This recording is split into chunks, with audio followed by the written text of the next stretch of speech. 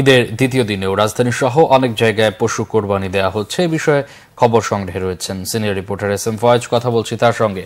ফয়েজ, রাজধানীতে আজ পশু কোরবানির কি খবর রয়েছে আপনার কাছে, আমাদের জানাবেন।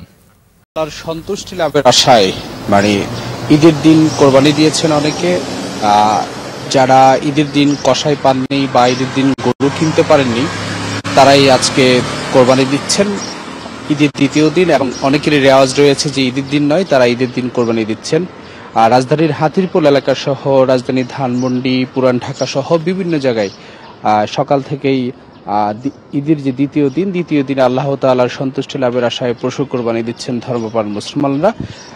তারা যারা কসাই পান নাই তারা দিচ্ছেন। তারা বলছেন যে ঈদের দিন যে কসাই তারা যে পান নাই, তার বড় কারণ হচ্ছে এক একটি গরু কাটতে গেলে 1300 টাকা 200 টাকা দিতে হয় সকালে। এর বাইরে তারা কসাই পাওয়া যাচ্ছে না। আজকে ঈদের দ্বিতীয় দিন, তাই কিছুটা কমই কসাই পাওয়া যায়। এই কারণে অনেকটা একেবারে স্বস্তিতে বলা যায়, শান্তিতে একদম মনোরম পরিবেশে তারা আজকে পশু কোরবানি দিচ্ছেন।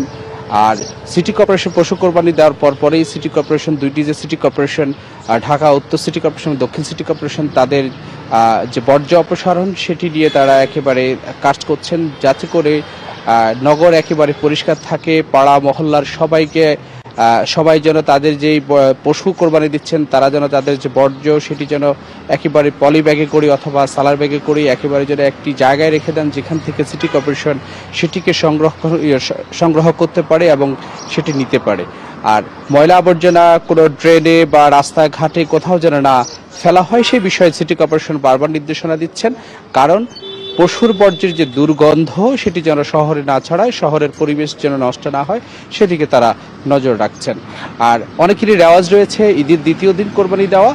ঠিক সেই রেওয়াজের কারণেই, বাপদাদের যে ঐতিহ্য রয়েছে সেই ঐতিহ্যের কারণেই অনেকে ঈদের দ্বিতীয় দিন কোরবানি দিচ্ছেন। কেউ মহিষ দিচ্ছেন, কেউ গরু দিচ্ছেন, কেউ দুম্বা, কেউ ছাগল, কেউ মহিষ, যার যেটি পছন্দ আল্লাহ তাআলার সন্তুষ্টি লাভের আশায় তারা সেটিকে কোরবানি দিচ্ছেন। এ ছিল আমার কাছে এখানকার সবশেষ ঈদের দ্বিতীয় দিনের যে কোরবানির পশু জবাই করা সেটির তথ্য।